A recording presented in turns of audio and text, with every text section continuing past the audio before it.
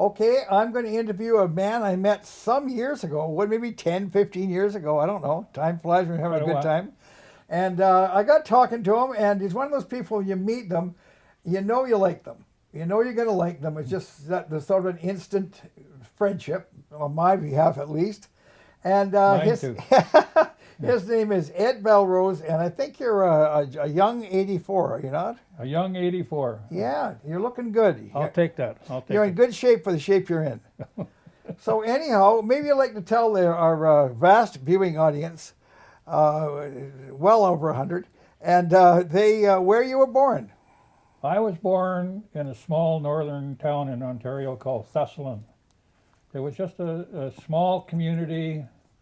The total industry there was a box factory, and the people that fished for there was one big fish outfit there. There was called the Bellerose Fishing Outfit. It was on the other side of the family that didn't have nothing to do with my side of the family. Mm-hmm. So they were totally separate from my dad's side of the family. But they had a big, fairly big fishing industry for themselves. But my dad, he was just a little guy. And Was that lake trout they were after? yeah, whitefish, lake Yes. trout. Yeah. Yeah. So that was the big thing there. And the box factory that was employing half the town shut down before the war, and that was the devastated. That was the death of that town. Okay. So all those guys had to go and leave their families. I hear you had a pretty rough upbringing. Yes, it's sometimes I even become emotional talking about it because of the it was really a horror show what we went through. There was 6 of us in the family, and 6 children? 6 children, 4 boys and 2 girls, and my sister took care of us, the oldest one, at that time, and but when she was looking after us, she was only 12 years old. Wow. And I can remember my youngest brother being a babe in arms. Wow. So he was only about 1, I guess. But anyway, we had to put up with them northern winters with no one around. My dad had to leave, had to work out of town. And at that time, there was no such thing as holidays for everybody to come down and all. And I guess he didn't have the money to communicate back and forth. We didn't see him for months and months and months on end. And when he left, shortly after, about a month after, my mother left. And there we were, all on our own, 6 kids, and in the wintertime we slept in one bed to keep warm. Yes. We slept in one bed to keep warm. And so there was no fuel for the box stove, for the old box stove that keep the house warm. We didn't have no wood, but there was a house next door to us. There was a house next door to us, a better house than we were living in, and we started to tear it down. We started from the bottom and worked up. We didn't know any difference at the time.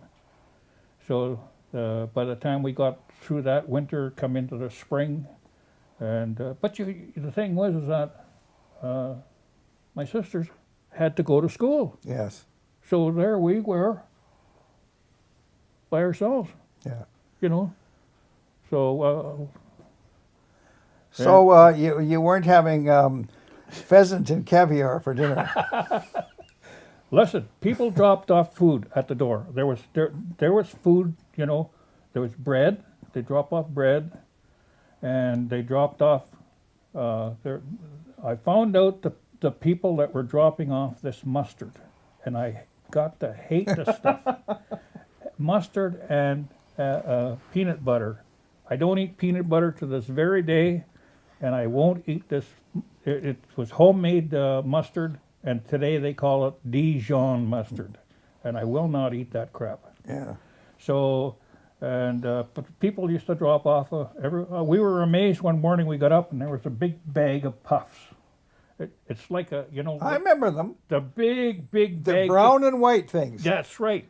Red River Puff. It used to be. It had on the bag, "Shot from a gun."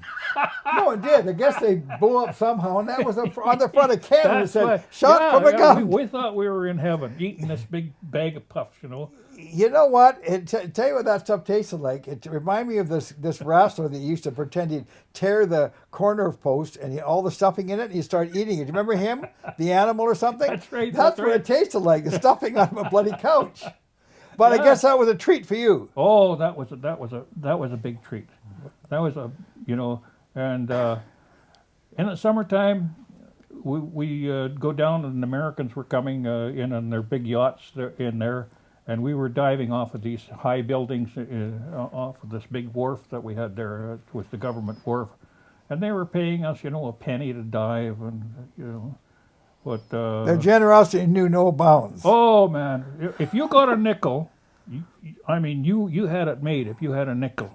If you had a nickel, you could go to the show. You could buy, you could get a little small bar or whatever it was and stuff like that. But in the shows in them days, Saturday after this matinee, where there was like that, you could still remember the movie coming on with this, the movie tone news it was with all the I remember that. all the spirals coming in the Yeah, movie tone news. yeah. And we'd go and get ourselves from the down the street, the Aunt Sarah's candy shop. It was what they had, this brown candy that they made like out of brown sugar. It was a great big tray with it. They busted up in chunks, and you took it in your hands and you ate it. You were sticky, your clothes were sticky and everything. And all the kids in that little town, there was 3 rows of wooden seats in that show. And the guy that owned the show at the matinee, if you sat in one of the plush seats out of that wooden, he had a big stick. And he literally whacked you right in the noggin. If you were sitting in there with all your old sticky hands and stuff like that. And I'll tell you, there was one guy that lived in this town, I'll never forget this son of a bitch. His name was Dickie Stevenson. And he come in there, and he said to 3 of us, we were sitting there, 3 of us young kids and everything, I got some chocolate bars. And he gave it to us, and we ate them, and another one like that. Before we left that show, we crapped in our pants. He was feeding us X-Lax. Yeah, and that's We something. didn't even know it. Isn't that something? Yeah. Boy, I'll tell you, that would be a serious charge today, wouldn't it? But you were talking about a nickel. What a son of a bitch! I just gotta say that. Oh Jesus! I'm if not you had a containing nickel, myself. boy. Like I felt to give him a shot here. But anyhow, I talking about a nickel. When I was a kid, I got a job setting pins down at the Pygmy Bowling Alley in Nanaimo. I was 12 years old, so that was 60 years ago. And the old guy there, doesn't matter his name, but anyhow, he wasn't a Gentile, let's put it that way. And so we got 5 cents to set a game, 5 cents.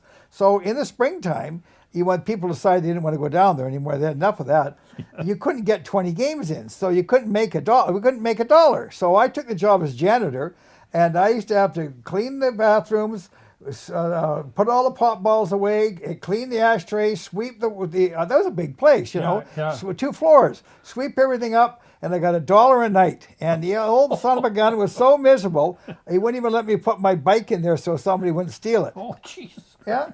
But I saved up $40. Holy Cash, and I had a 22 in a sleeping bag, and then I organized a big strike when they had a big league there going there. I talked all the guys into walking out. So that was my final to that place. But that's when a nickel was. And remember in one day, we could, even for a long time, you could get one of those called the wagon wheel.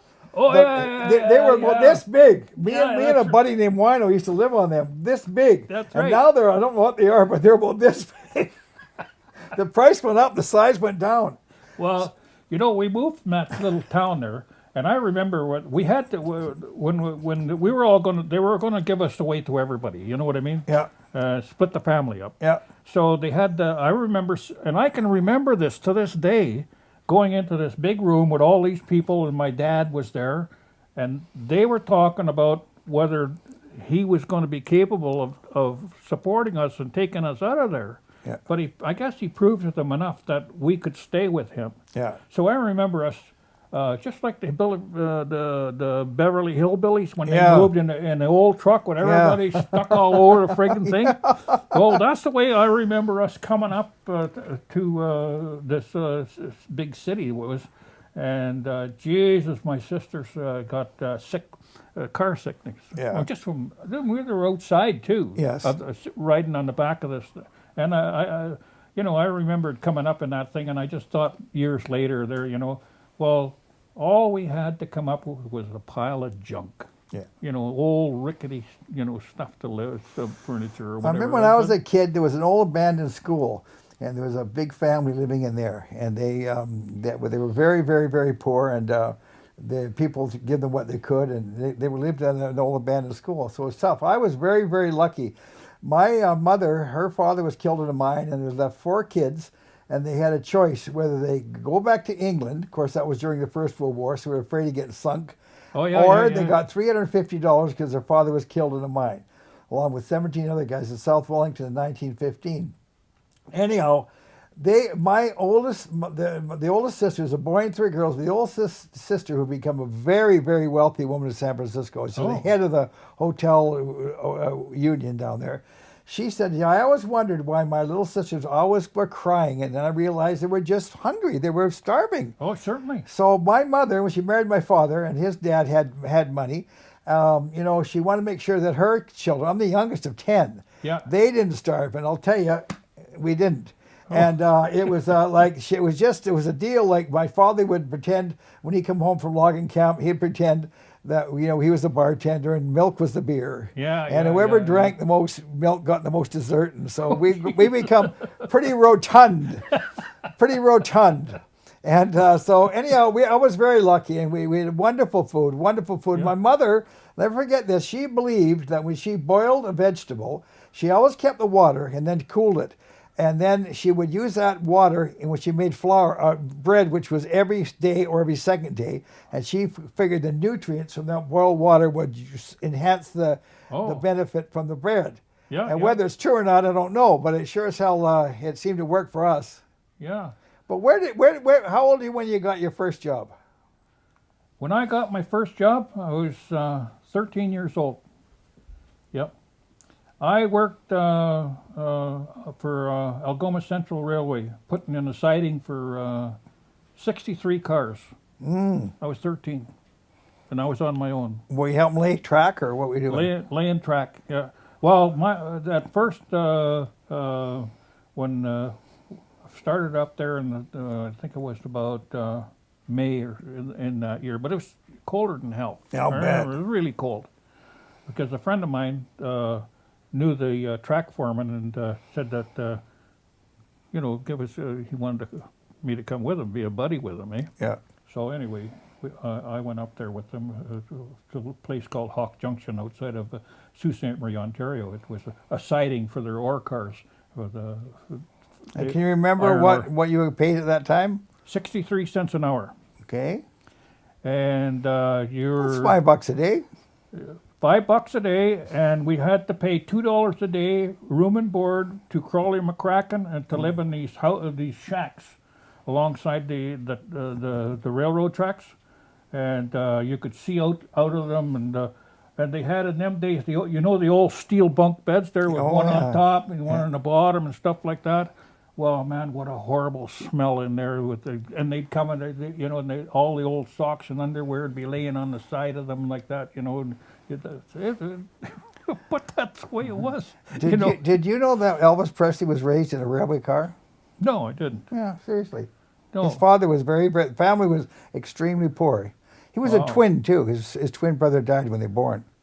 Wow. Yeah, very, very poor. His father, Vernon, actually did 2 years in jail for writing a bum check for $20. It wasn't a fraud. He thought he had it in there, but it wasn't enough, and he got 2 years. Good old Southern justice, Yeah, right. Southern justice. So then you were in Ontario, and how did you ever get to beautiful British Columbia? Well, I got to beautiful British Columbia because a friend of mine was getting married out here. I had a nice job. I had a good job going for me on Algoma Steel and everything. And I was married to my first wife there, and we came out here for this wedding, and it was up on 3rd Avenue.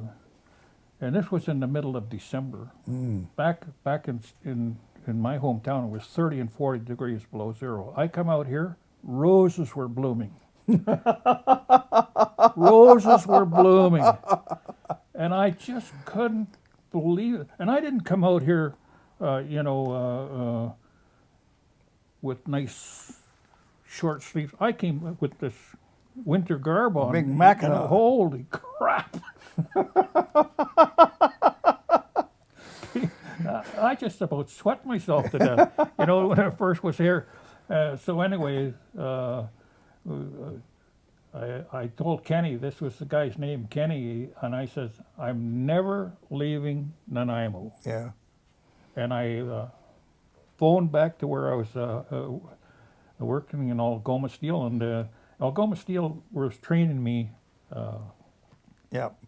And I was there, and they were training me to run this big 130-ton crane, which I was running for about a year and a half, 2 years before I started coming out here. Is that the one that dumps the big molten? Yeah. And so anyway, they were training me, and I got to run it all the time. That was my steady job and everything. So, and they said, no, we spent too much money training you. So we're not going to send you your. I asked for my what the hell we call it there. Yeah, I know the final pace or everything. Yeah, I asked all that, and they said, no, in 6 months, we'll give you your severance pay and everything. After 6 months, if you make up your mind you want to come back, we'll take you back. I never did go back. Yeah. So I stayed out here. Well, that's why they have unions. Yeah, that's right. That's why they have So unions. they tell me that you have 3 children, and they were all born in the same date. Yes, That's amazing. 'Cause that's what, 1 in a billion? yeah, I don't know what the odds are.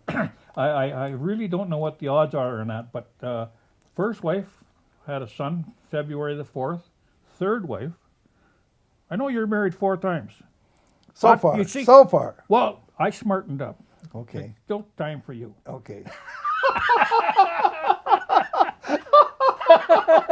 From an older man, I'll take that advice. But then I had 2 to my last wife, February the 4th, 2 years apart. So I don't know what the odds are on that. But anyway, that's... I know one thing, that if you take 9 months previous to that, you're a man that a lot of people may not want to be around. And I never figured that out. I never figured that time out. So, Yeah. yeah, That's that was a amazing, good though. time to stay away from the ladies. Yeah. Yeah, so now you came out to BC, and then did you change occupations, obviously, because there's no steel mill here. Yeah, no, Although I will tell you one thing, you may not know this, but there was a smelter in Ladysmith in the early days. in the early days. Yes, there was. My father told me. And it killed everything in the whole area. And he said the downside, it probably killed a lot of people, but he said you could plant a garden for the next 30 years. There was no bugs. Oh, well, you know what? When I come out here, there was, I didn't know nothing about jobs or anything. I just loved the place. And I went down to BC Ferries, and I said, any hiring? Oh, yeah. He says, yeah. One guy just quit, and so they put me on. And I was traveling back and forth from Vancouver to Nanaimo. And then they said to me, I was only on there about three weeks, and they said, you got to go up to Prince Rupert. There's a guy up there that's sick, and you got to take his place. So he said, before you go up there, like at that time down in Nanaimo, you didn't have to have a uniform or anything like that. Yeah. But when you went to Prince Rupert, it was tourists and all this on that northern ferry. So I had to get all this uniform, cap and all that and everything. So they sent me down to Tony the tailor. I knew Tony. Yeah. Little guy. He, Yeah. So Tony made me a couple of uniforms, and they sent away to Montreal for a hat for me and all this crap and everything. So I went up to Prince Rupert. Jesus, did I ever like Prince Rupert? you did. I did. I was there once. They had the most beautiful. They were the Haidas, eh? Yep, that's right. Oh man, talk about beautiful women. Jesus, and I wanted to stay there. I didn't want to come back. Well, it could have been for the climate because I worked up Oh, there no, it one wasn't the time, and climate. I don't think I don't think it was a day there that it didn't rain. But I lived there for 7 years when I was commercial fishing. Yeah. Prince Rupert was the halibut capital of the world. So I said, well, if I want to stay on top of this, I'm moving to Rupert. But in Rupert, you either fish and drink. And you can only fish a certain part of the year, and the next part of the year you started. You know, I was working logging in Kitimat, and I went up to Prince Rupert to look at a falling job, and I ran in the bar with a guy named David Campbell that I went to school with from grade 1. He was a fisherman. He had money falling out of his pockets, and he was drunk as a skunk. Yeah. I actually ran into him in the men's room. And I said, I said, David, I says, give me your money. He said, your money? Yeah. I said, your money. You're going to lose it all. And he did, much to my surprise. Yeah. And the next day he told me I got rolled last night. I don't have any money. And he passed out, right? And I Yeah. said, well, you do. It's Yeah. all here, and here it is. Yeah. In fact, he only passed away about 2 years ago. He commercial fished for many years. Well, Halibut, you know? yeah, in Prince Rupert, all the big stores that had the big glass, stores have big glass windows and everything, eh? Yeah. Well, they took them all out of there during a whole decade, 10 years or whatever it was, and the windows were like that, but further up because every weekend the big fights and the brawls were on. Yeah. Because you had the fishermen, you had the canneries, and you had the army up there at one time. You had the whole three of them all mixing in the bars, and the brawls would start. Yeah. And they'd carry on until 3 or 4 o'clock in the morning. And Good time was had by all. oh, good time was had by all. Yeah. There was a little Chinese joint on the corner there. The Chinese. Everybody was buying these Chinese chow mein buns. I remember them things. That was the main staple of food for all the drunks. But they were turning the cop wagons right on their side. They'd throw in half a dozen of the women because they were the worst. Yeah. The women up there at that time, they were the worst. Well, I've noticed that the fair sex gets pretty wild when they get inebriated. It's come to my attention. Yeah, when they're around, I don't want to be around them. No. So then you worked on the ferries, and then how did you get involved in the fishing industry? well, I met a friend of mine when I was working on the iron, and I was working on the iron in Powell River. When you say the iron, were you an iron worker? I was an iron worker for Were many you a years. rodman or a structural? I was both. Okay, because I was a rodman for about 2 years Well, were you in Vancouver. Yeah. all your colors? Oh yeah. Yeah. But I can forget them now. But anyway, I was foreman on the rods up at the tar sands.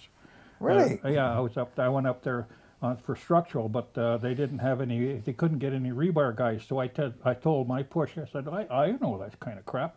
So they said, okay. So right away I was the push, and they were so grateful to me that every morning when I went in, the super'd come in and he'd pull it in my coat. He says, "Get your gang out, go to work." He says, "And come back and finish that." Little Mickey. I've just got a new idea for resumes. I know all that crap. That should get you a job anytime. Yeah. So you did that rod. You know, the thing I liked about being a rodman is when I did that just after doing some logging. And in logging, you had to pay your way into camp. You had to pay your room and board. As soon as I became an iron worker, was like, you got paid, everything with the travel was paid. We got paid for traveling, free room and board, way bigger money, and not as, you might think that's a dangerous thing. Compared to logging, it's a picnic. Oh, it is. And it was good money at that time. I mean, I'm talking, years ago, and I was getting $27 an hour on the iron. Yeah. And so that was pretty good. And I went to, I worked out of Powell River, Skookumchuck. I worked in Skookumchuck Rapids? Yeah. Yeah. I worked in the canal up there, putting in the mill site up there. And Gold River, went up to Gold River. At Gold River at that time, when the roads were all blocked off, Yeah. they had gates on them and everything. They called it Tassus then, wasn't it? Yeah, Tassus. Yeah. But at a certain time of the year when we were up there, the seals would all come in, and the bay was just loaded with seals, and then the killer whales come in, and that bay turned as red as this blanket with blood. I'll bet. And that was a thing in the past. You're never ever going to see that again, ever. Yeah, I remember in the Eve River one time, a little French Canadian guy working for me. He was a great logger, Reg Lucier. And there was so many fish in the East River in the fall they're coming up there. I said, "You see the black bottom?" He said, "Yeah." I said, "Watch this." And I threw a rock in there, the size of that teacup, and they parted like that. And I said, "That's the bottom." So I had a triple hook and about 30 feet of line. I just threw it in there and jigged one, jigged two, jigged three. That's fishing. That's how. There must have been millions of fish there, and Oh, like you yeah. say, seals everywhere. Yeah, yeah. You'll never ever see that No. ever again. No. So the sea life in our BC coast, because of what's happening here now, the politicians and sea farms and stuff like that, our sea life is going to be devastated, finished. Well, it's just like the powder worm outbreak, and more important is the pine beetle. It broke out, I believe, in one of the major parks, and there was one forestry guy said, "We've got to take that 500 acres and burn it. We got to do it right now." And no, no, no, we can't have that. That's a park, everything else. And then now look. And I was in Honduras about Yeah. 8 years ago, and the same thing. They got it down there, and it's just devastated the place. There's just not a tree standing. Well, I was watching TV one night about this Beatles and stuff like that, and they had this old logger on. He's a real old timer, and they were asking him different questions and everything like that. And he said, all this now up there, he says, by Prince George and around and those different areas, he says, this is where it is. He says, why the hell? He says, they're here and they're working out trying to kill it. He says, let's go out 50 miles and work in. You have to trap it. Now here's an old timer, Yep. and you got all these government University doughheads. boys. Yeah, yeah. With all their papers and all this stuff and everything, they couldn't. They don't know nothing. You know what it compared to is? I call it uncommon sense. People used to say common sense, but it just isn't common. Yeah. It's uncommon. So how did you get into the fishing? Now Well, I was up in Prince Rupert. Powell River on the Iron, and I was working with this guy Stan, and he was living with this woman. Her son had a fish boat, and the job was sort of winding down. And I said, "Well, Stan," I said, "I guess maybe I'm going to go back to the hall, because I had a standing situation with Flanders Construction that." Don't go to the hall. Just phone us. We'll put you because I was high rigger and Yeah. connector. They didn't want me going to the hall. They wanted me to. I worked for them off and on for 10 years, pretty well. And so anyway, Stan and Stan's girlfriend there. She said, "My boy is halibut fishing up in Prince Rupert," and she says, "But he lives here. But he's up there now." She said, "Why don't you go up there and meet him?" So she phoned him on the boat. And he said when he was going to be in Prince Rupert. So I said, what the hell? Mm, Well, I like trying for different things. sure. So I went up and I met this guy. A real nice guy, real nice boat. So anyway, he said, you can come out as an in-breaker. He said, but we don't pay in-breakers. So I said, that's fine. I said, I'd just like to get out, because I was on the water, but, Yeah. when I was a kid, and it never scared me.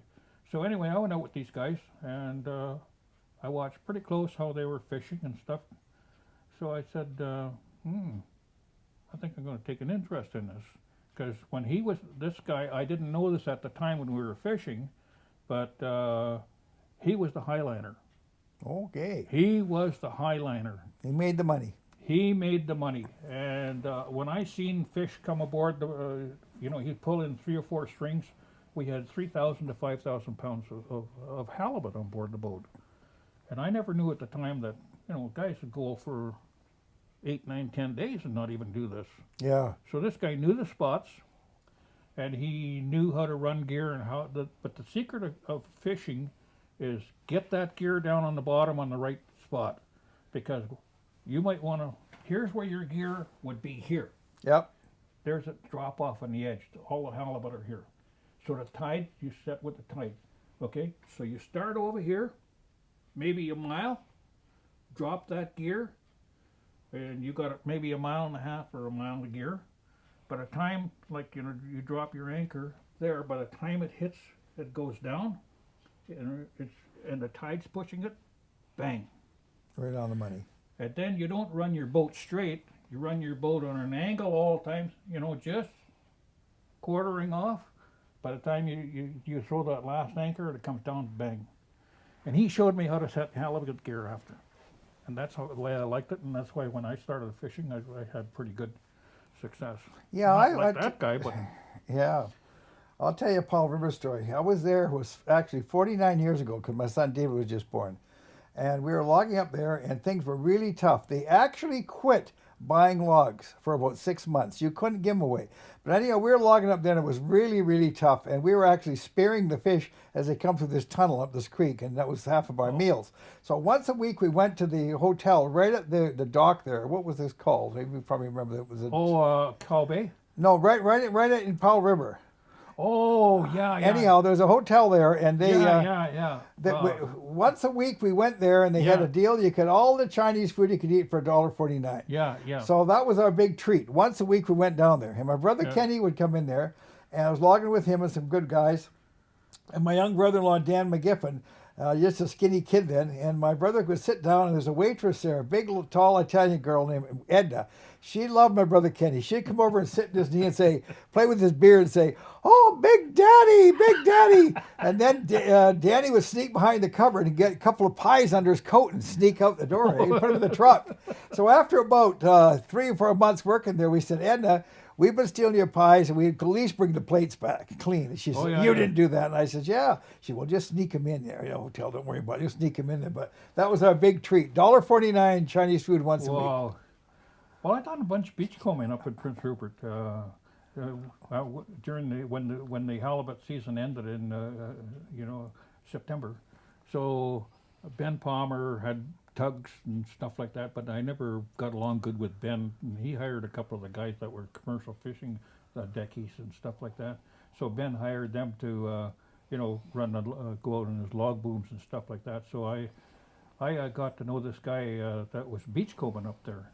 So anyway, I bought my own little boat up there, small fiberglass boat, and I started beachcombing. And I still got my hammer today. I got my number in my hammer. Yeah. So, yeah. So anyway, he got really sick, so I bought him out, and he said I could have the whole operation for $800. So I bought everything he had. He had a bundler and all this and everything. Yeah. And I was working away there at that, and I was doing a 4-way sort, and I had 3 kids in the harbor picking up these pecker poles for me. Doing bundling and stuff like that. I give them 25 cents, 50 cents, a pole. Yeah. So anyway, I was working for Green River, selling to Green River Timber. And then all of a sudden, I was doing that for about 2 years. And then they wanted a 7-way sort. And that's too much. Too much. You're just starting to get... You never get a bundle. You never get a tow. You're out. It's too spread out. I know that. I know. I did beachcombed. Yeah. I had a jet boat with a Berkeley in it. Oh, nice. And it was for taking stuff off the beach was good. And then for the heavier stuff, I was in partners with Ronnie Robinson. Yeah. But that was a good thing. What happened after a while is, of course, you had to sell everything for golf log salvage here. That's right. Right here. Well, I had a few mill owners that weren't too interested in golf log salvage. They were quite interested in getting these good logs, without paying their big fee. So I would negotiate. I'd become a log broker. And then when these beachcombers got in trouble for something real or imagined with the Forest Service, I would say, yeah, it was me. And they would fine me, But I didn't care. And they took my license. I didn't care because I was getting these very handsome commissions. I did that for a long time. Yeah. Well, I done a bundle. You know that nighttime's the best time to find logs. You know that. Well, you know what I used to do. Listen, you know what I know that's when I used to do it. But yeah. So, I used the tug to have 3 or 4 or 5 Davis rafts in front of them, Yeah. So I go right on the end tail stick like that, and I just run right up in the back one, and out would drop about 15, 20 logs. Beauties. I wasn't greedy. No. I didn't want the whole, the raft. You just wanted enough to get your beak wet, right? Beak wet. But anyway, I had this section done up. And the Gulf Log. Yeah. They used to come around with the old green goose there, and you know, when they'd come in and they'd have what's the guy that's I can't think of his name now. He Scaling inspector. Scaler, the Yeah, scaler, yeah. the scaler. Jesus, I'm getting dumb. Yeah, that's all right. But anyway, the scaler. They took pictures and Gulf Log come up with their growing goose, and they said, "We've never ever seen a section like this before. It was all big peeler first." Yeah, yeah, yeah. And they said, "You never picked this up like that." They said, "This had to be," and they you know, they knew that it was. Yeah. something. But anyway, They couldn't prove it though. Couldn't prove it. Couldn't prove it. No. No, they. I had a situation one time where this is called double your profit. I had a boom, and it came out of Rendezvous Island, just below the Yucatas.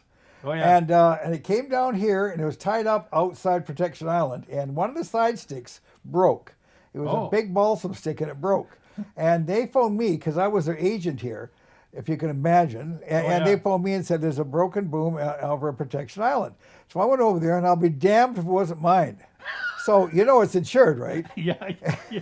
So not only did I get the commission for all the rest of it, but quite a few got out of there, and I sold them, so I got paid twice. Nothing like being a good businessman, I Well, what are you going to do? They had hosed everybody for years. think. And Oh, I years. know. Gulf Log was terrible. I'll tell you something that happened. A guy and his wife were beachcombing, and they said, "Oh, you can't do this, you can't do that." So they seized their boom, and they went to court, and they got a good lawyer, and the lawyer convinced the judge that the BC Forest Service actually had no authority over those. It was belonged to the Admiralty Court, and because yes, and they won the case. Wow. So all that bullsaloney, Yeah, after yeah. all those years they got away with, all of a sudden it wasn't. But now tell me, you must be quite a fisherman, because I remember one time you told me you caught a whale. Oh my God, we were fishing up in Alaska. I went up there with a couple of newfies, and let me tell you something. If you want to have an experience in your life, work with a newfie. I mean, the most honest people in the world and the most craziest people in the world. Yeah, I had a few in my mill, and they're all named Shan. But anyway, I went up there with this guy called Kenny. I won't mention his last name. But anyway, his boat, when he first started fishing here, it was called the Old Captain Albert #2. And he'd want to make a phone call. Well, with that Newfie accent, Old Captain Albert #2, Old Captain Albert, and they would never be able to understand him, to get that. You know why? They don't speak either of the official languages. I don't know what it was, but anyway, he couldn't get the phone. I'd have to go on and say slow the name of the boat and all that everything. Finally, he changed it to the Eastern Viking, but he was it was too comical. I never said nothing for the first 3 months I was on the boat with him because of this phone call. But anyway, we're up in Alaska and setting gear up in the bottom of the Shelikof Straits up there outside of a place called Red River Tombstone Rocks, and there was this thing that the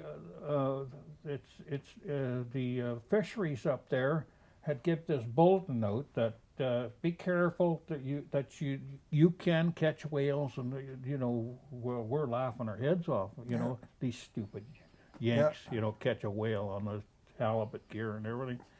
Well, anyway, Kenny's on the roller. All of a sudden, the boat goes over like this. Lift the Lord Jesus, he said, I think I'm hauling up a house. and the gear was just coming slow and slow. He said, Bellerose, it's blacker than hell down there. He said, look at that. I went over to the side of the boat and I looked down. I could not believe what I was seeing. It looked like a house. It was black, just a great big blob coming up. And we got that thing to the side of the boat. And the boat was 48 feet long, and it was longer than the boat. Wow. Longer than the boat. And what happened was, how that thing got caught was that on each side of them, before the whale come aboard, we pulled about 180, 200 pound soaker halibut off. And then we could see thrashing on the other side of the whale another one. So these two great big soakers were, in there trying to get off the gear. And I guess he heard that thrashing and thumping going on, and he came, and by the time, the gear was all loose and everything, and he went into a half hitch. He swam right into a half hitch, and then the gear tightened up. Naturally, we started hauling right away. Yeah. Because if we hadn't started hauling right away, he would have drowned. That whale would have drowned because, 20, 25 minutes, I guess, maybe a half an hour they got. Yeah, they got to come up. They got to come up. And if we hadn't have been there, he would have drowned. So anyway, we got him to the side of the boat, and I just looked at the back of the boat, and I seen that great big fluke, and it was about that thick, and it looked like solid steel. Yeah. And I said to Kenny, this thing was just rolling, and the halibut gear was indented. It wasn't cut. It was indented about that deep into the blubber. It was just like a purple line going down there. Eh? And I said to Kenny, and I seen him just rolling, and I seen that tail. I said, Kenny, we got to cut that gear, get rid of that guy. I said, if he decides to flip that tail, he's going to knock the stern of this boat off. I mean, that Yeah. it's just Yeah, solid. yeah, Like by hitting with a boomstick. oh, Jesus, I'm thinking, and the power of those things. So anyway, oh, no, I'm going to, I just went over and I cut the gear, bang. Yeah. Because I was on the hatch cleaning up and cutting and gutting. So I just cut it and away the gear went like that. So that thing just rolled and rolled and rolled and rolled. And I told Kenny, I said, Jesus, get this boat off this thing. We got to move away from him. So finally it dawned on his head that we had to move that boat, 100 yards off. Now, you were telling me that in the day there, that you had to have a camera on the boat that recorded everything, and it cost $1,500 to get it audited and everything by the fisheries. Well, this started from a politician that was no good for nothing, and he had a couple of small portfolios on his own before that collapsed, and he got this portfolio that he got in his head that he's going to put people aboard fisheries boats and charge them people, and he was going to start collecting that money, some of that money, you see. So anyway, I'll be damned if they didn't pass it for this guy, that you had to have an observer aboard the boat. You had to pay that guy, that you had to pay that observer $300 a day and feed him. So we were thinking, how in the hell can we get rid of this? So, Yeah. So another Ed on board the boat there, Ed said, we're going to take the bunks and put a tool chest in there. And that way we won't have to put up with this guy. Yeah. So anyway, lo and behold, they said, okay, no room. But there was an argument. They wanted him to sleep on the floor. They wanted him to do this. So he said, no, it's safety first.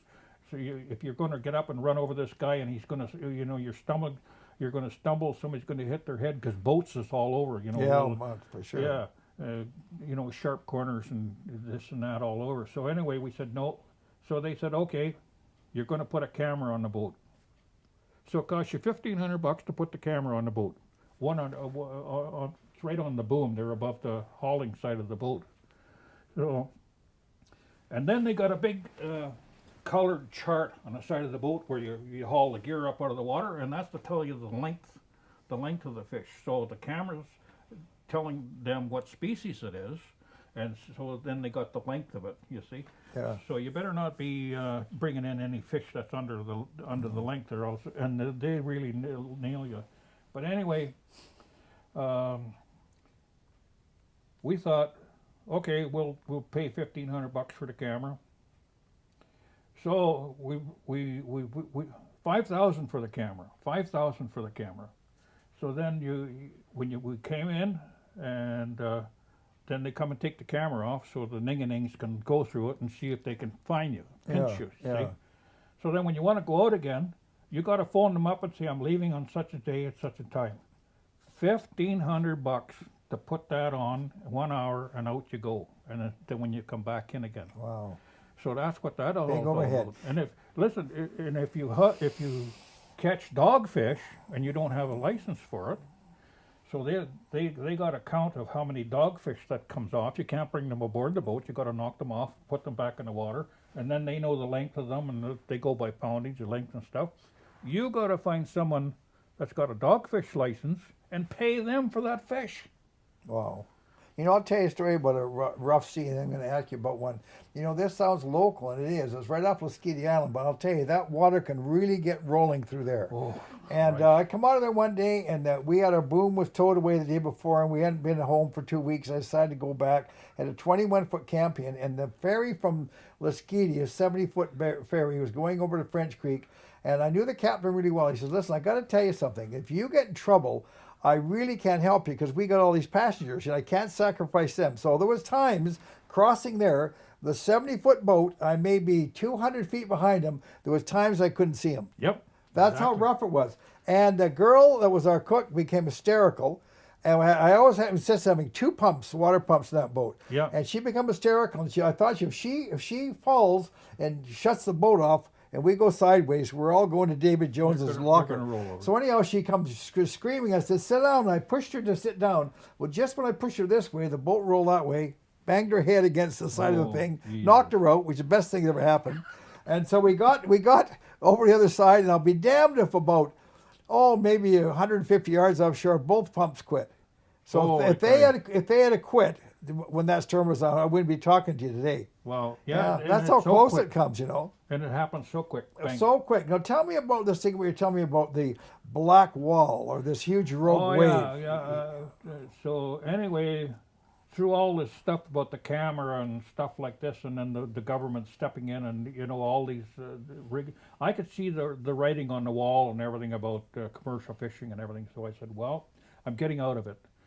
So I put an application in and for the Fisheries and Oceans, and they needed someone that knew how the bays and stuff for their herring fisheries, that they knew where the rocks were. I knew all the West Coast. So anyway, I got on with these guys, and so this was quite a few years later. We're fishing off of the west coast of Vancouver Island, and we got a weather forecast for 4 or 5 days in a row about this heavy Seas, coming yeah. down at 40, 50, 60, 70 mile an hour winds, and heavy tides, big building tides and everything.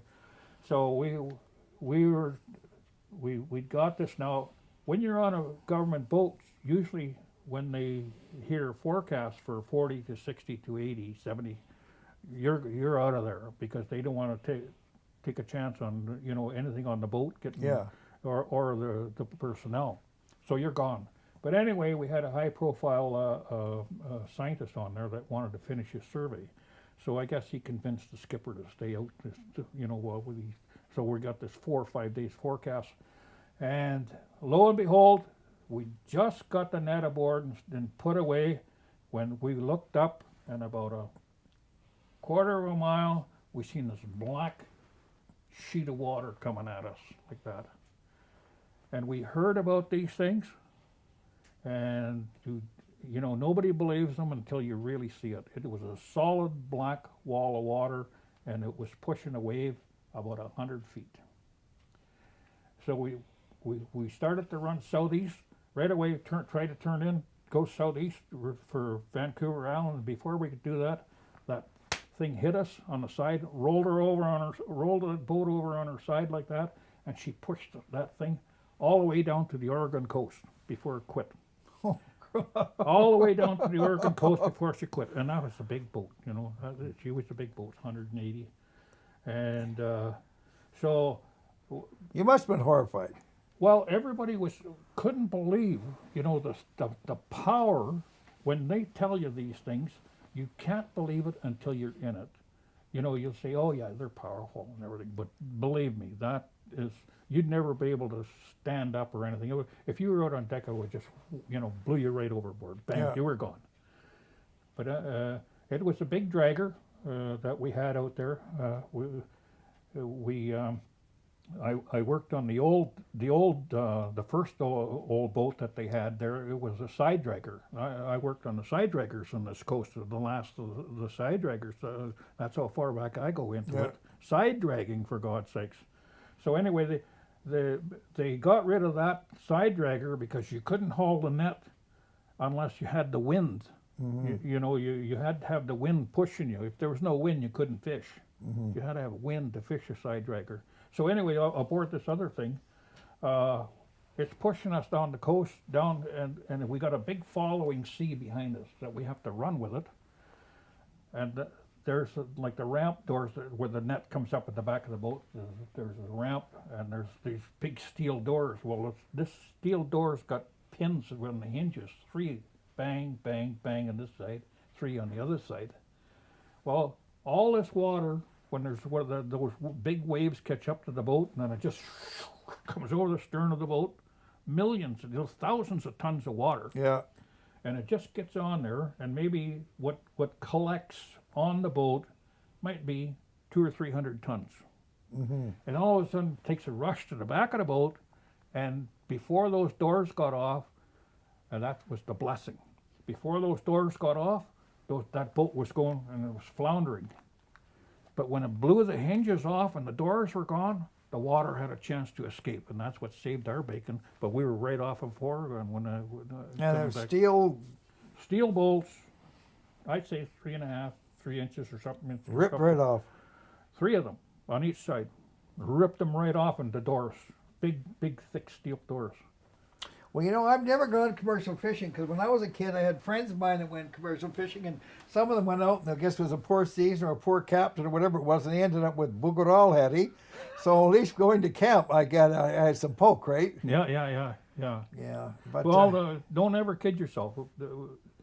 If you're going to be a success, just like you got to know your business. How many guys have tried to do what you do? Just take a guess. Thousands. Well, yeah. And you're the survivor. Well, you know what we always say: we cut lumber and we cut corners. Yeah. Oh, But you got to watch overhead. You got to have good people, is where it's at. Good people. Yeah. And you got to have a good name. You got to, when you say you're going to do something, do it, and make sure everything you ship or you ship out of the country or whatever you do locally, it's good product. Don't put any crap in. I fired 2 different guys, Sawyers, for putting junk in a package. Like, they were getting paid by the hour, so it was no skin up their behind. They should have not put it in. It was just not good. yeah. I remember when I ran a slaughterhouse for a long time, and I always said, would you eat that? If you wouldn't eat that, then don't present it that way. That's right. So anyhow, it's not that it's over yet. We're just young fellows, but if you had to do all over again, I ask a lot of people, if you had to do all over again, what would you do? I'd do it all over again. You loved it. Exactly. Yeah, because I made a hell of a pile of good friends, and and I learned, I had a real good memories.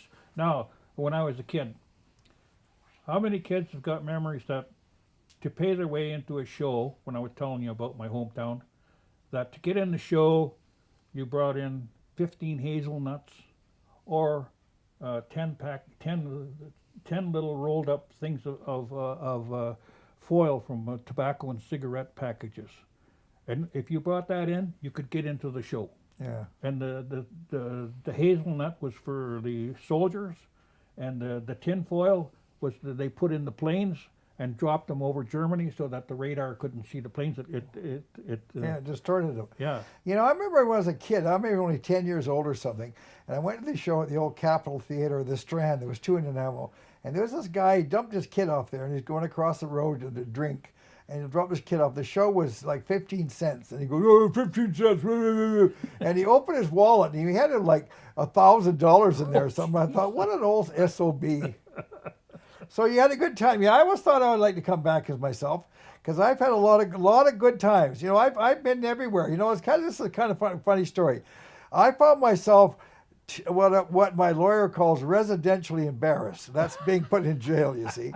So one year I'm in the outhouse, I'm in jail, and things aren't out great. So anyhow, the next year I'm out, and then I went to have this presentation up at the Catholic Church, And I decided that the women are going to put that dinner on.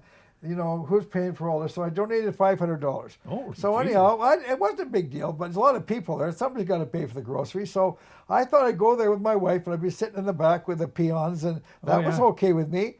And then all of a sudden, oh no, you come up here, and all of a sudden I'm sitting next to the mayor, next to the MLA, next to the MP, sitting with the bishop, all at this table, about 10 people. And I thought, you know, last year I was in the outhouse, and now I'm in the penthouse. Isn't that funny how life can Well, change so you know, quickly? Yeah, that's right. But guys like us, I got a heavy equipment operating license. You know, I operate heavy equipment. Yeah. And I built a house in the Cinnabar Valley for a client there. But I done, you know, I done a lot of renovation work and stuff like that. It's all you know, a survival learning thing, and you know, you have all these things. You know, and shit. When I go hunting, I like to go by myself. I don't like to go bring anybody hunting with me. Yeah. I go back in the interior of BC and everything. I Yeah. go by myself because I know what I know where I want to go, and I don't have to depend on some son of a bitch getting drunk and falling down in a hole and you know, stuff like that. Then you got to go out looking for them in the middle Tell of you the a night. funny hunting story. My brother would like to go moose hunting, so we went up the upper McGregor River, up in that country. And I went with him. I said, well, I'm not even going to bring a gun, but I ran, like I say, an abattoir for many years, so I Yeah. could skin them and all. I was glad to go. All I wanted to see is new country. Yeah, Where else? yeah. And that's what I want to see. So these guys are going to shoot. So we went. We had this truck, was only a 2-wheel drive, and this little bowler trailer behind it. We went way hell and gone up some logging road. And then snow came, a tremendous storm. And I thought, we are really buggered. How are we going to turn around? Finally got to some landing, and there's a skidder parked there. And I thought, oh, I could nudge that thing around and get this going back downhill. Yeah. But the skidder was there, and it wouldn't start or whatever it was. And I said, well, I know how to fix this. And I know nothing about mechanics. I couldn't put the top of a jar on a peanut butter can. But this mechanic told me one time, if you can't start it, you take this certain thing out, you take a spring out, you put it back in, it'll go. And I did that, it started. And I was able to nudge the trailer around so we could get back down. Yeah. You might get frozen there maybe all winter. You know what it's like. And Yeah, these yeah. guys are half pissed. They don't realize how serious it is. So Yeah. I got that. And when I hooked onto the front of the truck to pull it, the winch, because it had been not used for a couple of months, the winch cable was rusted and it stuck. And all of a sudden I'm looking, and the truck's coming up the fair lead over the rollers, and I'm looking at it, and the driver's like this, he's horrified. Finally, I stalled it out. And then I got the winch cable to come loose. We got out of there, but that's the only mechanical thing I knew, but it sure came in handy that day. Yeah. Well, it's you know, I put it in up in Parksville. I cleared 10 acres up there for the Seventh Day Adventists. They built a new church up in Parksville. So anyway, Ted, I was running this for Ted Casey in town. Oh, I know here. Ted, really well. Yeah, Casey Contractors. I played lacrosse with Ted for a long time. Oh, and his kid. Like oh, him. Yeah, Ted learned me how to taught me how to run equipment and everything. Yeah, he's a But- good guy. And Ted's a good guy, real nice guy. But anyway, we're up in Parksville putting this, and Ted, this is Ted's job. I'm running cat for him. Eh? Yeah. So anyway, I'm clearing all this off. But this cat was one of the cats that they used on a slide in Vancouver in a salt chuck, and this thing has been in a salt chuck all the time and everything. So, Yeah. Anything underneath of it that could rust, it's going to rust. Yeah, big being in a time. salt chuck. So we got one of them. Ted rented one of them. So. And I'm making a big burning pile there, taking everything, put big burning pile. What, do you got an old D6 or something up there? D9. Oh. It's a big D9. Oh, that's a big machine. Yeah, that was a big machine, and you know. So anyway, I'm pushing up on this big pile like that, and it's right in the middle of the summer, and I'm backing down off of it, and all of a sudden, flames like a flamethrower is coming back through, like cats. They don't, you know, it's pushing back. Yeah. So they're coming through all the gauges and all the holes and everything like that. And I got all this coming at me and everything. So I just threw it in neutral, and I jumped off of her because she was just, it was a flamethrower. Yeah, yeah. So as I'm rolling down this pile, and it's like that dry dust and everything, and you're full of sweat and everything. Yeah.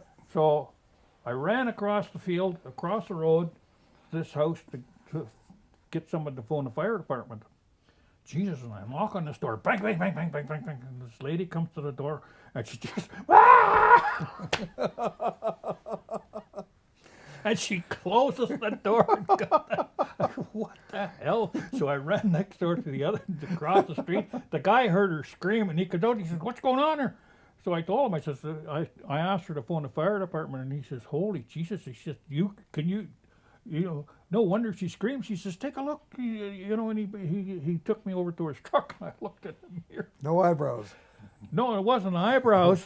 It was from the sweat and all the dust and Yeah. everything. All I could see was 2 holes. I was just, black. I was just I had a black. loader catch on fire one time. Scared the hell out of A her. fuel line broke and squirted around the manifold. Yeah. And with that hot diesel on the manifold, and I didn't want to lose that machine. I had no insurance on it. Yeah. So I emptied a fire extinguisher, and then I found another one. I bailed right back on again. I burnt my hand, not too bad, and I got back on, but I wasn't going to give up on that machine. That was, Well, you're a hell of a lot more braver than me. Well, I dumped her. it's maybe I just not, and maybe it's harder to get me to part with money. It reminds me of you're losing $100,000. So it reminds me of Jack Benny. He always tells a story about a guy come up and he stuck a gun right in Jack's head and said, "Your money or your life?" And he says, "Well, I'll have to think about that." But the owner, the guys that owned the cat, Yeah. they came from Vancouver, to collect all this and everything. And he comes up to me and he says, "Here, there's $200." He says, "Thanks." He says, "You want another one?" Insurance. Insurance. He was happier than hell that I burnt the shit out of that thing. Known as Jewish lightning. But I'll tell you something, what happened to me. There's this kid who was running a mill for these crooked Yankees that were up in Parksville, this mill. Oh, yeah. And these Indians took over, and they burnt it down.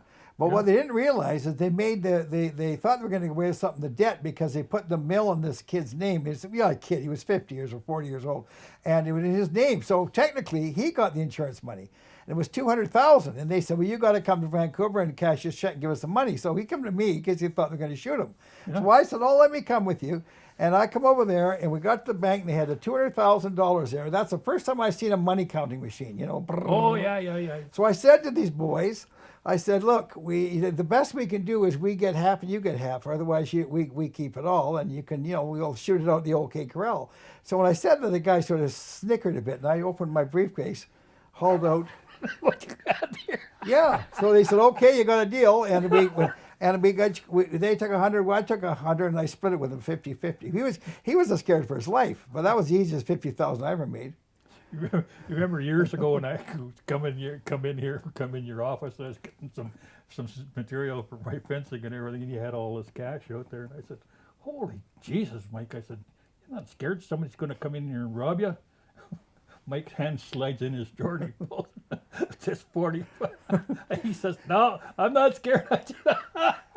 They'll learn I it. thought that was the greatest. They'll learn it. Yeah, But up in Parksville, when we were doing this thing for this church, we were digging this big hole with the backhoe down. Jesus, we were going down, 20 feet, 25 feet. Finally, the engineers was going by, and I said, "What the hell are we digging this big hole for a church?" He That's says, hell, I guess. "Yeah, it was a Seventh-day Adventist church." So anyway, he says, "You don't know what those holes are for?" And I said, "I got no idea." I said, "But Jesus, I never seen anything dig this deep for that." He says, "That's where the tower goes," and he says, "That's going to be solid. That's a bunker." He says, "That's for the elite. That's going to be full of life-saving food and all the other stuff that goes with it, clothing and water." And I never knew that. Do you know what? They have them. That reminds me of down here. It was probably in the late 50s. they built a thing down in the army camp called the Diefenbunker. When Diefenbaker Oh, was yeah, in, yeah, yeah. and that was supposed to be a bomb shelter where all the dignitaries were going to come That's right. but I can tell you, it's one thing to be a dignitary, it's another thing to get in there. You know what I Yeah. mean? If somebody's with a gun, you know who's getting in there. Yeah. But I'll tell you what a farce it was. They backfilled it with a little teeny D2, and the bloody thing caved in. You're kidding. No, I always that's thought- how bomb-proof it was. Holy Jesus. I had a friend of mine, he lived in Ladysmith. He used to deliver a truckload of pop in there. Yeah. You know, and I said, where the hell does that whole thing go? He says, that's a bunker, you know. But, so, Were you ever in the reserve or the army or anything? no. Oh, Jesus, But you I'm wanna go. were you ever grateful for the government for doing anything for you? Once. And I'll tell you what happened. I was twice. Oh, twice, Tell me okay. tell me yours first. Okay, all right. We've tell you what happened. When Mulroney was in, and Yeah. I never thought I'd say anything good about Mulroney, but here it goes. When he got in, they elected quite a few MPs from the West. So I guess he thought, you know, what do they do out there? I don't know, loggers and stuff. Well, we'll do them something. So the grant came up called FERTA 1. And if you owned 50 acres or more, and you pledged that you wouldn't log it or subdivide it for 25 years, they would get a forester to do a prescription on the land. If it needed thinning, they'd thin it. If it needed fertilizing, they'd fertilize it with a helicopter. And they would pay 90% of the bill. I couldn't believe it. So I had a brother who was a partner at the time. He's gone now. He's love of my life. Great Ronnie. Love you. And so anyhow, we got this. I jumped on it immediately. Let's have it. Let's do all these lands. Let's do this. Let's do that. And we no sooner got finished when they ran out of money. But that's gone. The 25 years is gone now. But I'll tell you how funny people are, how strange they are. I belong to this organization of woodlot owners. And I said, they were complaining about taxes. I said, look, let's try and get a program where we pay part of that again and refertilize, because it's been over 25 years. Yeah. And they said, well, I don't think we're interested in that. And I said, in other words, you would rather have a receipt from Ottawa for paying taxes than have all your lands refertilized. I said, you guys are going to be thicker than a whale omelet.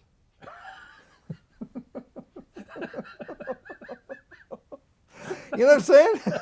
I hear you.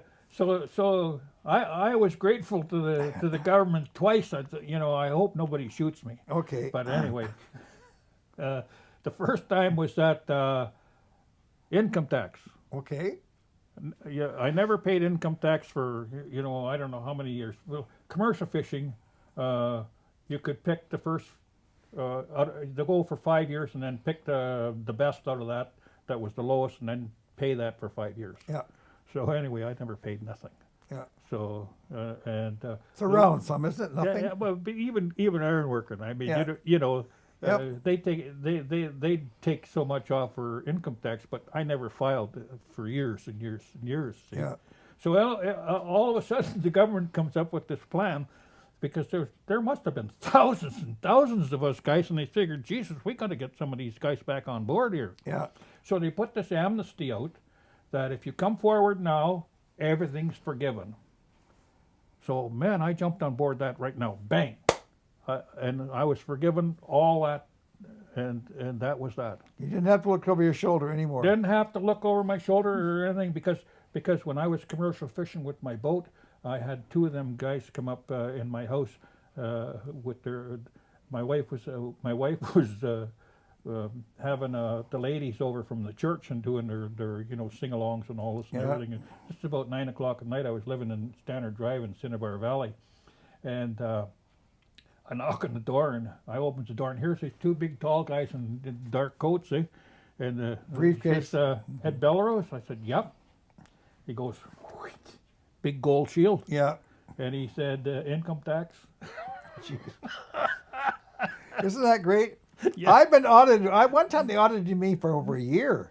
Yeah. Yeah. So Yeah, over a year. you're kidding. I've been audited twice.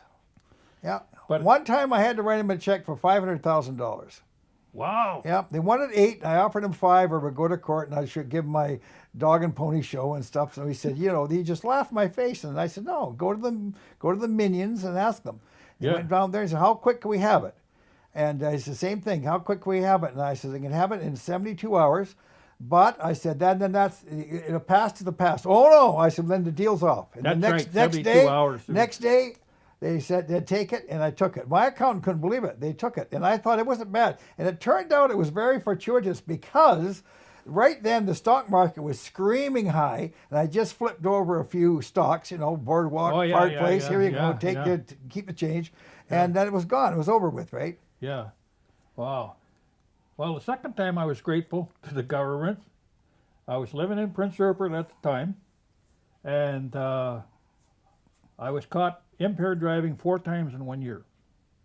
So the sergeant, when in the court for the last one, Were you he ever said, caught sober? no, 4 times in the 1 year because I was going through a bad time. Yeah. You know, the old that was Yeah. my second wife. We broke up. Women and all. will do that But to you. anyway, there was nothing to do in Prince Rupert, Yeah. but run after the ladies and drink. Oh, I was there. So yeah. So anyway, here I am, and they get into court. So they agree with this sergeant. They say, okay, you've lost your driver's license indefinitely, which means forever. Yeah. So the next year, the NDP government comes in, and they're forming ICBC. Yeah. So to form a new company, everybody has to be squeaky clean. Yeah. No, nothing. So they wipe. You got to go in there. Everybody has a clean slate. Boy, I jumped on that right now. Yeah, I'll bet. I said, NDP, I love you. Yeah. I've been lucky. I don't drink much. I only drink 3 drinks is my limit, absolute limit. And I'll tell you a funny story. My son was playing in a club across town about 2 years ago, and I have that big Lincoln, the yeah. Cadillac with the big horns on it. Yeah, yeah. And I'm coming along, and I get pulled over on Bone Road. It's about 1 o'clock in the morning. So over there we go, and checking the thing. Yeah. And it's just funny. Young cop. He looked like Doogie Howser. He looked like he was about 15. And he says, "You've been drinking?" I said, "Yes. I had 3 drinks, but I've been there for 4 hours." Wow. Well, I says, "I wouldn't mind having a breathalyzer." He said, "The problem is if you're pissed, I'm going to arrest you." I said, "No, I really believe I'm not. I'm like 240 pounds. I'm sure it wouldn't." Yeah. So he's okay. So he gave me the thing, and he said, "It hardly shows." But he said, "The reason I pulled you over is you had a tail light out. Now, if you let me under that dash, I think I can fix it." And I thought, am I hearing right? So I get out, and he goes under there, and he buggers with a fuse, and he fixes it. And he said, "My grandfather had a car like this." Holy And I Jesus. said, when you say you serve, do you ever? Yeah. I thought he checked Wow. your oil while he's down there, but he didn't. Isn't that something? Yeah, Now that's no. a good cop, right? Well, that's a good cop. Yeah. You don't see them guys no more. I don't. How old was this guy when you done that? He didn't even look like he was 21 to me. Oh, This is young only guy. 2 years ago. Yeah. But I had a bad one time. We went to take this lady out for dinner, and we had split a bottle of wine. And we're just coming back into Harewood, and there's a roadblock. And I had my Model A, and this is replica car, and I brought it over, and the guy said, "Okay, you've been drinking?" I said, "In fact, we have. For dinner, we split a bottle of wine." Yeah. So I says, "But I'm on my way over." She lives down there, like 2 blocks. "Okay, we're gonna do this." And he said he kept me blowing this thing, and he wasn't satisfied. I did it 4 or 5 times, and finally I said, "This is bullshit." I said, "For one thing, I've been here 20 minutes, and the amount of blood in my bloodstream, alcohol was way up from what it was when I was driving 20 minutes ago." Yeah. Yeah. So finally, another cop came over. He said, "What's going on?" And I told him. He says, "Just leave." yeah. But that Wow. guy was a son of a bitch. But I had another cop one time that let me off and it was really a nice guy. I was going down Bowen Road, and I was up at Parksville, and a good friend of mine from Victoria, so we said, "Let's go for dinner." We had a bottle of wine, and after that, we talked me to going to karaoke, and I was over there making a ham out of myself. And I come down Bowen Road, and I looked, and there's the old lady, and I thought, Jesus, this is not good. So I pulled into a parking lot, and he comes over, and he said, "You've been drinking?" I said, "In fact, I have." He said, "How much?" And I said, "Too much." He said, "Well, where were you?" And I give him the gears that I'd been trying to keep the crew working by kissing this guy's ass and getting the job going, right? So he's okay. So he said, do you think you've had too much? I said, "I do." And he says, "Well, would you consider taking a taxi home?" I said, "You're pulling my chain." He says, "No." He says, Wow. "Yeah, no." He said, "Will you take it? Would you consider it?" I said, "If you bring a taxi, I'll push the bloody thing up the mountain." So he brought it over, and he said, "Park your car under the street lamp so nobody buggers with it, lock it up, and you're on your way." Wow. Well, I phoned him the next day, and I said, you don't think I wasn't scared last night, you're wrong. Yeah. Yeah. I yeah. learned a bloody lesson, and thank you very much. He says, "Well, I followed you down the road. You're driving straight as an arrow, Yeah. but you're driving kind of slow. And that's why I pulled you over." But Yeah. I was definitely I didn't blow anything that night, or I'd have blown the end of it out. Well, Lucky. Yeah, and those experiences like that, like in you had, like in the one I had, I haven't had a drink or a smoke in over 30 years. Really? Yep, haven't touched a drop. Over 30 years. Yeah. Well, I never did smoke. I was like every other kid. I tried this and tried that. Yeah. But no, I used to box and play lacrosse, and I thought the one thing I don't need is my impairment of my breath. Well, you know, the You'd be thing sorry was- you do in the 6th round if you can't breathe, right? Yeah, yeah, but people, if you watch people that are smokers, the first thing when they go in the grocery store is the first thing that hits the buggy is a carton of cigarettes. Oh. Boom, that's in there. I've seen down at the co-op in Harewood, women pull in there and they'll go in there and they only want $10 for the gas, but they want 3 or 4 packages of cigarettes. I always take the package of cigarettes and I say, oh, what does this say on there? Oh, it says every good romantic scene ends with a cigarette. Oh, no, it doesn't say it. It says you're going to die of cancer. And of course they get really pissed off, and I couldn't care less. But I mean, the money they spent when I was a kid, I bought a package of cigarettes, it was 35 cents. Yeah. Well, we used to get them on board the boat. We said what they had with government C-stores. They were 2 bits a package, Yeah, and they had a white stamp on them. yeah. And you know, that went on for years and years and years. But you always get assholes, you know, and these were the guys that took them from the boat. You know, they're supposed to be under lock and key. Well, you know, for some reason or other, they get in there, and then they go up in the hotels and they sell them. Yeah. Well, the hotel management gets pissed off at this because Yeah. that's taking their business. Cutting the throat. So they're phoning the cops and they're saying, check the stamps, Yeah. white stamps, you know, C-stores from all the and you know, it wasn't 1 or 2 boats that was in the fleet. You know, there's 150 boats fishing there. I'll you know, tell you about 2 people I've never seen anybody smoke like that. I had a girlfriend that worked the bank, and she was had a terrible diet. She used to run. That's the only thing she used to run, but not from me. But she ran. But anyhow, Naturally. I had lunch with her one day at Katrina's, the old Katrina's in Nanaimo. It was a long lunch, an hour and a half. And there was 18 butts in the thing. 18 butts. So just half smoked, you know. Yeah, the rest yeah. covered lipstick, of course. But I had a guy work for me, the best boom man I ever had, named Ronnie Robinson. The guy could walk on water. He really could. Wow. And we were working up at that North Rendezvous Island there, and I brought in the commissary, if you want to call it that. And he was as skinny as a rat, and he drank 2 cases of beer a day and 7 packages of cigarettes. Oh. I know because I supplied it, right? You know what guys are doing. And I remember being in Campbell River, and he was in a room next to me, and he kept me up all night coughing, in the next room, just coughed all night. But yeah, he always had a butt going, and Yeah. always had a beer, like all the time, a butt and a beer. Yeah, and I know a couple of guys like that today. And these are concrete guys, eh? Yeah. And they work. There's no way that the average man can keep up with anything these guys do, especially concrete. And then they're home for about an hour and they're drunk. Yeah. And I mean, they're drunk. They must be wonderful to be around, eh? So, and they're smoking constantly, and they're making big bucks on the concrete because but those get it guys, done. those guys go to work every day. Yeah. I know 2 of them. They go to work every day on concrete. One of them owns the business, and the other guy works for them. But as soon as that 4 o'clock or 3 o'clock, whenever they can get off that pad or the driveway or whatever they're on, the case of beer is in front of them. Not a case of beer between the 2 of them. Yeah. A case of beer and a Oh, case. I've seen it. You know, that same guy, Ronnie Robinson, he used to have these false teeth, eh? And this guy used to come from another place up there, another Jippo camp up at where Rendezvous, and we're staying at Stewart Island there. And he has always come over and drink with us, but the son of a gun, he had a disgusting habit. He would take his teeth out and he'd put them on the table. So one day he got up for a leak, and Ronnie took his teeth and put it where the other guy's teeth were. And then the guy come back, he wouldn't leave me, put him in, and you could see him going, oh, see what guys. But anyhow, I guess we'll wrap her up. And you're just the greatest guy. You are the greatest guy. You are the greatest guy.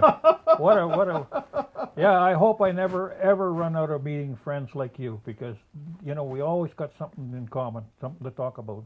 Yeah, I love Yeah, it. I didn't even tell you about my young logging days working in in a logging in Ontario. Well, if you That- got that support was- of the that was- film, we'll keep it running for a while. Go ahead, tell us what Well, your when young I was longevity- 14, I was 14 years old. I had a friend of mine that was going into doing some logging up in this was up in Bellevue Mountain, 25, 30 miles away from town.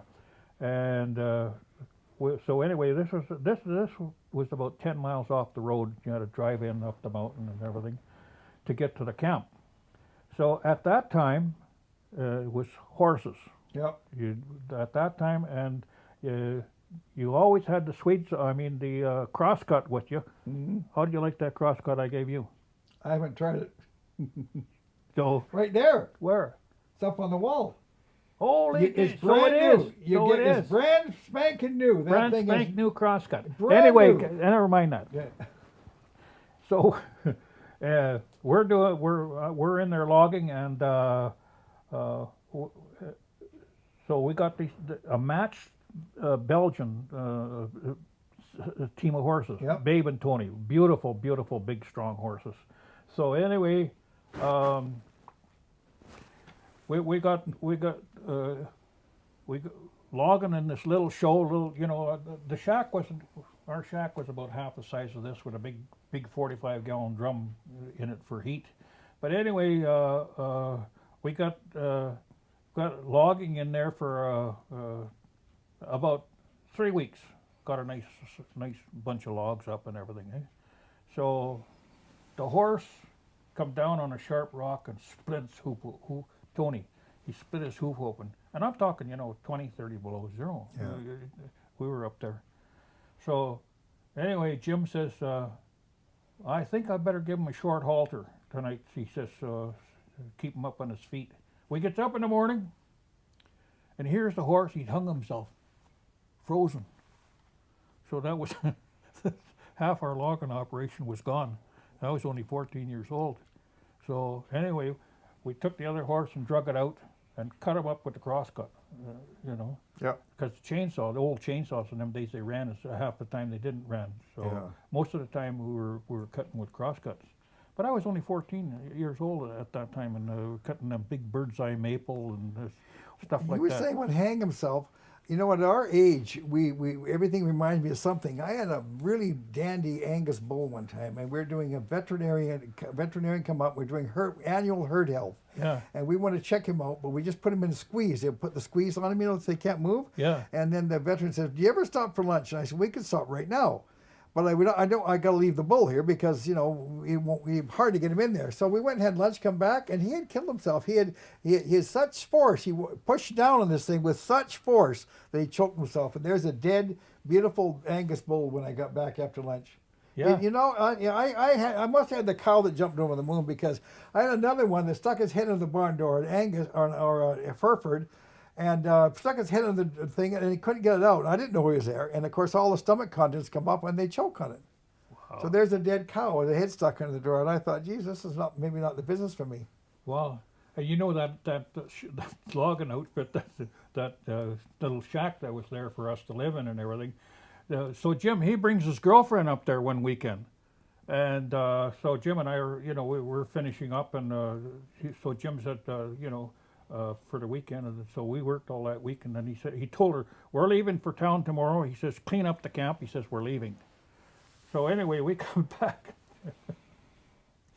The old box stoves, they got a 2x4 around them, and they're full of gravel. Yep. Spark arrestor. Yep. She took every bit of the gravel out and fired it out in the snow. She was a smart one, eh? So anyway, cleaned the camp. Yeah. So we didn't have no time. We had to go because the truck was there to pick us up, take us out. Yeah. So we had to leave. So that was the weekend. We come back. Monday morning, Jim and I comes back in there. We look at our camp. What the hell? All there was standing was the two old wood steel beds there, little steel beds, and the old 45-gallon drum. The camp was completely burnt down. There was no camp for us, so we had to stay in the stables that night with the That must have been fun. That must have been fun. I'll tell you about a Jippo place I was at one time. Me and Wino, this buddy of mine, we were up at Castlegar, and we were supposed to be working on the Arrow dams when they first built them. They were only like 17 years old. But the water was high, and so they couldn't start the project. So we looked for any type of work. We were broke as a twice-told joke.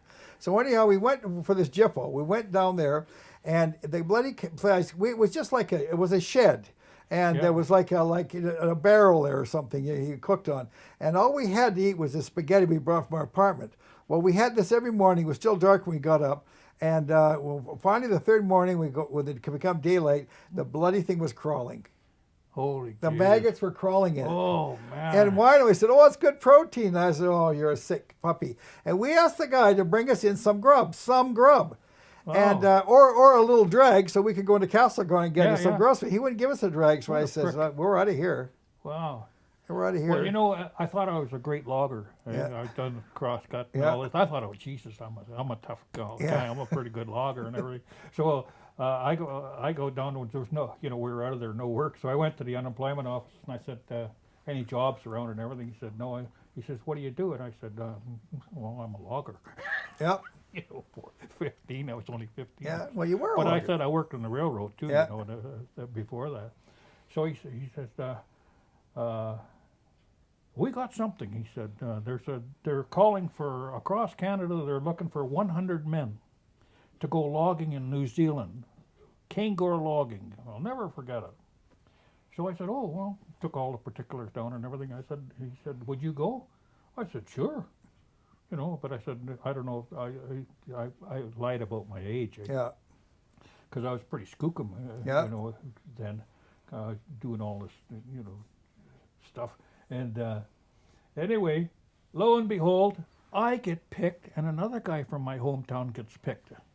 So the unemployment insurance office at that time, the Pokey office, they got us together and talked to each other and everything. So anyway, all my friends, I told them, I'm going to New Zealand. Holy Jesus. Then I started to get these stories. Don't go there. There's headhunters over there. They'll kill you. I said, there's snakes like you wouldn't believe it over there. No snakes in New Zealand. Yeah. And no headhunters or anything. But I believed it all. Yeah. And I had all my tickets, to go to take the train from my hometown to Montreal and then the boat to New Zealand. And they were going to meet us over there. So it was just that I believed all these guys, these stories, and I had to go and give all my tickets back to the unemployment insurance and says, I ain't going. When I think of New Zealand, I think of my dad. He was just the kindest guy. And, he loved grouse. My old man was always cooking grouse. We used to call him blue chicken, eh? Oh, yeah. And he would get them, and he would fillet them, and he'd put them in cracker crumbs with lots of garlic, salt, and pepper, and he would fry them. They were great. Anyhow, I always heard that there was tons of grouse in New Zealand. He always said, I'd love to go to New Zealand because just for the grouse. Yeah. Well, you know what I mean? It's how many things or how many opportunities wild opportunities, for young people. Go here, go there, like New Zealand at that time. Yeah. There was only one car for every 300 families, one radio for every... They had the statistics down. One radio for every 30 families. Yeah. And, it was... Do you remember when you were a kid? I guess you didn't have that, but when I was a kid, they used to have the heavyweight fight on the radio. This is the radio. Yeah. And the guy would describe, there was a left to the body and a right to the jaw. Yeah, that's right. Is there any other punches these guys know? Is always a left to the body and a right to the jaw. But I was sitting around the radio, and we thought we had it made. And when we were kids, we got one of the first TVs in an animal, because a guy named Teddy Walsh, or Tommy Walsh, who's just a beautiful guy. And he was a very, very smart guy. So he got in the TV thing. So he got one over there, and we got a TV. And, of course, we only got Channel 12, that was KBOS, and Channel 2 CBC. That's all you could get. Wow. And there was always distortion, all distortion. They call it snow. Do you remember that? Yeah. That's right. I remember that. We were these little watch it for hours. Yeah, we were these little... There goes somebody. Little pot lickers. And we thought that snow was Alaska or something, because we thought it was snowing. We weren't very high tech, eh? No, but we used to see a body going across it. Wow, Yeah, Ernie television. Do you know TVs at that time were about $1,000? And that was like, you know, can you imagine what $1,000 in those days was? Well, the first TV I ever seen was was in my girlfriend's house. It turned out to be after my first wife. Yep. But her dad went down to the exhibition in Toronto, and he come back with this little TV, and we used to watch that hours on end, and there was nothing, just like snow, like you say, snow. Yeah. And we watched that thing. Yeah, and then finally, when it did get nice, it was all black and white, and then we had this goofball guy in our town called Eddie Parasol. He was going to give everybody colored TV.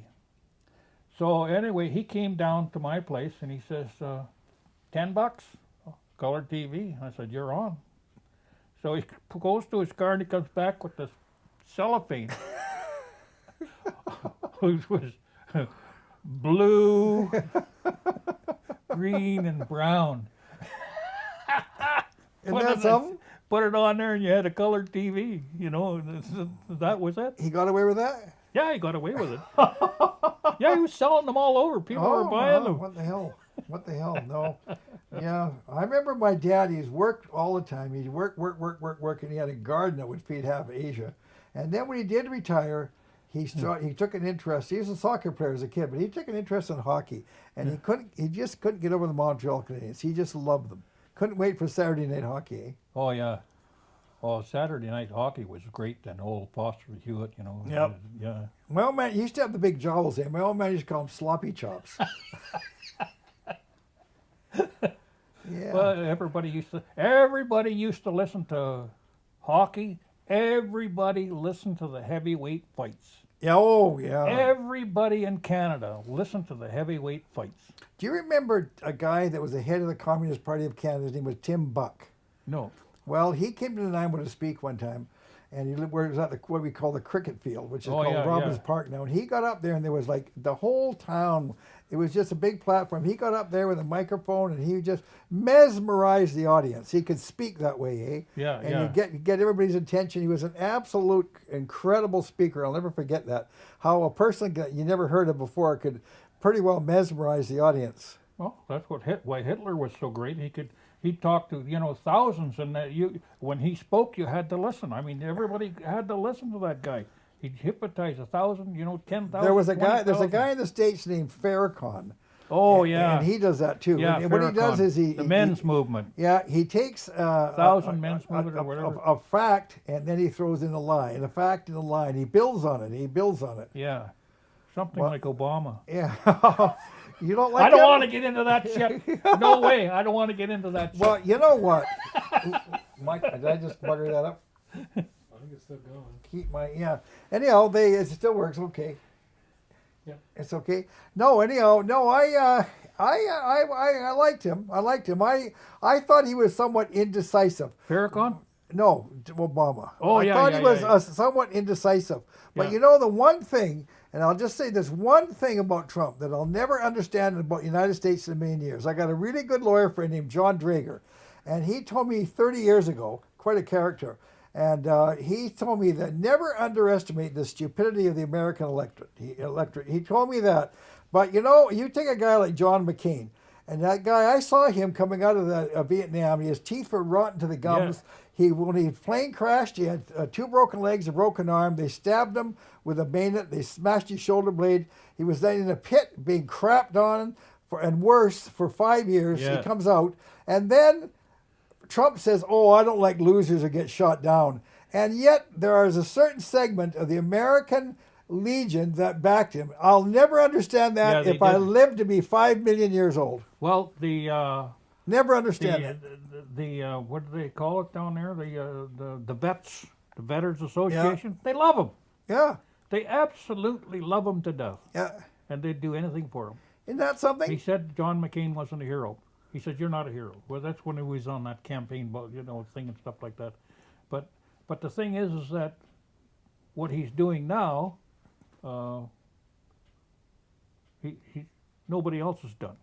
Thank God, as far as I'm concerned. But the thing is that these idiots we got sitting in our power down here better get their act together, because on this trade deal, they better, you know what I mean? They better get together and do something because they're just stonewalling, and then all of a sudden it's going to be okay. There's nothing we can't do nothing. Well, I'll just end this thing in a minute with something saying that I follow economics. I read The Economist and play the stock market till hell won't have it. Yeah. And you know, the value of your money is supposed to be the assets of the country, less debt, divided by the population. We've got 1/10, roughly 1/10 the American population. We've got infinitely more resources, and our Yeah. dollar's worth 80 cents. That's bullshit. They rule by military might. By military might. Certainly. That's what it is. And Yeah. as far as I'm concerned, when the world went off the gold standard, it was all over. Because they Yeah. could print all the money in the world. No one knows how much is out there, and everyone plays the game. They play the game. If somebody stops playing the game's all over. That's Yeah. my thing. But we could talk about that till hell freezes over. Oh, I know, and it's not. But who the hell knows?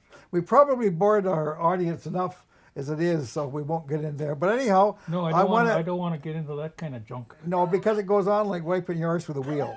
So we'll end her up here, and I want to thank you really from the bottom of my cholesterol-ridden heart for coming out tonight, and I've just enjoy your company all the time. I look forward to you being out, and we'll have to go out and get ourselves some deer. I know you don't like hunting with anybody, and I'm not talking close. I'm talking interior. Yeah, I'm okay. talking deep into the interior. The only person the only thing I take with me when I go hunting is a flashlight. Let's leave it at that. I'm your type of hunter. I'm your bud. That's it.